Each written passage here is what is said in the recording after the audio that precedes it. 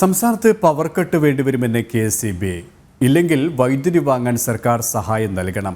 വായ്പയെടുക്കാനും KSEBയുടെ നീക്കം. 3 വർഷം പവർ കട്ടും രാത്രി ലോഡ് ഷെഡിങ്ങും വേണ്ടിവരുമെന്നും വായ്പയെടുത്താൽ വൈദ്യുതി നിരക്ക് വർദ്ധിപ്പിക്കുമെന്നും KSEB.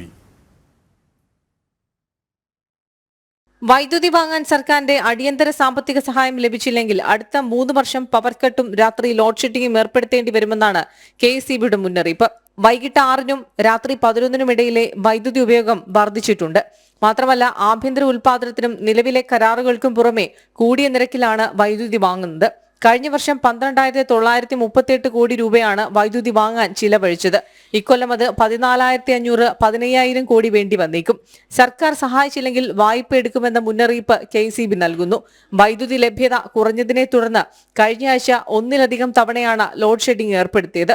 എന്നാൽ കടുത്ത സാമ്പത്തിക പ്രതിസന്ധിയിൽ തുടരുന്ന സർക്കാർ KSEBക്ക് എങ്ങനെ പണം നൽകുമെന്നതാണ് ഉയരുന്ന ചോദ്യം.